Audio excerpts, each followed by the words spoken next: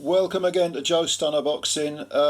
There was a very competitive women's fight, a unification fight between Marlen Esparza and Gabriela Alaniz of Argentina. Esparza is from Texas. And I'll get to the scorecards in a minute. I won't go on a rant yet, but these two ladies put on an excellent unification fight.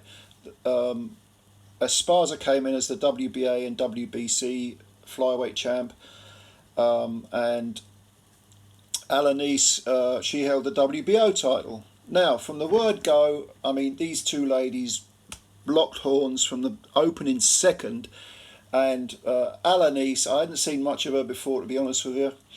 I only seen little bits and pieces. I don't think I've seen an entire fight of hers, but she was very herky jerky, lots of nervous energy, but quite thin, tall. I think she was about 2 or 3 inches taller than Marlen Esparza. And Esparza, I've always thought, looks to me like, I mean, she's a 112-pound, champ. She looks like she could make 108 or 105 even, like atom weight or something, because she's got quite a thick middle. So definitely Alaniz was not going anywhere. I mean, Esparza likes to get in close and just roughhouse her opponents, and she's usually shorter than them. She likes to maul them, and she's got good skills, but she likes to sort of cuff them around and bully them, basically. And Alaniz wasn't having any of it. Alaniz, on average, fires about 70 punches a round, so the commentator said, and they're only 2-minute rounds, of course. Esparza, just, what's the female equivalent of machismo? She's, whatever it is, Esparza's got too much of it, because she likes to have a good old-fashioned punch-up. And Alaniz was like, yeah, no problem. Now, you would think Alaniz, being taller, longer dimensions, would want to keep Esparza on the outside. Not a bit of it. She's coming forward, and lots of herky-jerky movements. Not really faint. It's more sort of, like I said before, nervous energy, But when she gets in close, boom, boom, boom. And both hands, good jab when she uses it. Esparza herself, like I say, good skills, good jab, but doesn't use it. And for the first 5 rounds, there was a lot of, a lot of sort of locking of horns, exchanging of punches, both women trying to have the last word. And as a result, these 2-minute rounds were flying by. After 5 rounds, I had Alaniz 3-2 up. Now, in the 6th round, in the 6th, it was the 6th round. Esparza suddenly started listening to her corner, because they were saying, box, get back to the jab, stop being so overly eager. But it's just in her nature to want to fight. But she did go back to the boxing, and she won that 6th round big, and that made it 3-3 as far as I was concerned anyway. But Alaniz wasn't going to be put off, and for rounds 7 and 8, I mean, a lot of these rounds were nip and tuck. You could stick a cigarette paper between the difference between them. It was very close rounds. Esparza, probably the heavier individual pot shots. Alaniz, less accurate, but firing more punches. Okay, if they're not landing, they're not scoring punches, but then a lot of Esparza's punches weren't properly thrown anyway, and they weren't landing correctly. So you could say, well, 6 of one, half dozen of the other.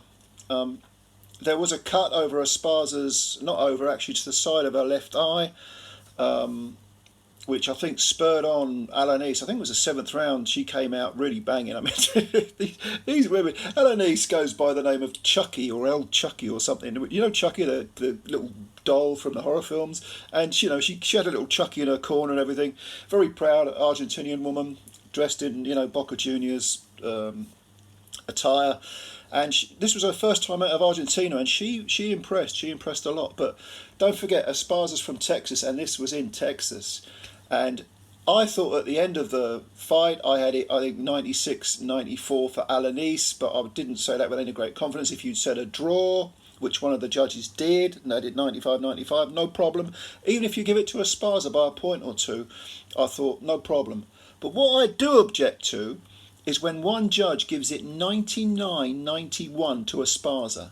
That's an absolute disgrace. It's an insult to Alaniz. And to be honest with you, and they said this, in the commentary team, Sergio Mora and the other guy whose name escapes me, the American DAZN commentary team, they were saying, look, it's an absolute disgrace, and if the Texas Commission has any integrity, they will look into that scorecard, because no way on earth was this a 9-1 fight. The other judge had it 97-93, which is pushing it. I mean, 7 rounds to 3, I don't think so. Not a lot for me personally. Maybe if you give everything 50-50 to Esparza, maybe, but I didn't think so. But 99-91, inexcusable. So, okay, I ain't got a problem with Esparza being called the winner. I think both these women showed an awful lot. They showed that they're very talented, fighters, more fighters than boxers. Both were neglecting the skills that they have. But it left a bad taste because of that one scorecard. And Esparza moves on. She's now got 3 of the belts. Alaniz, this was her first defeat. She came in 14-0, and I think she got 6 KOs, which is quite a lot for the women's game. Those 2-minute rounds don't lend themselves to knockouts.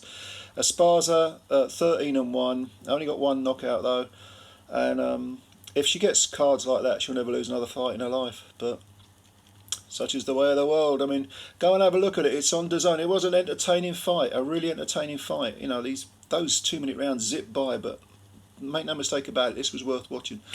And it would be, but for those scorecards, or one of them, another feather in the cap for women's boxing. But it seems that the very poor officiating and scoring has infiltrated the women's game as much as the men's, which is a great shame, because you do get these women fighting each other because there's a dearth of talent. The talent pool is thin, so the best girls fight each other, and then you get something like this. It's a bit of a shame, but it was a good fight. Go and have a look at it on DAZN, and let me know your comments. I'll answer them.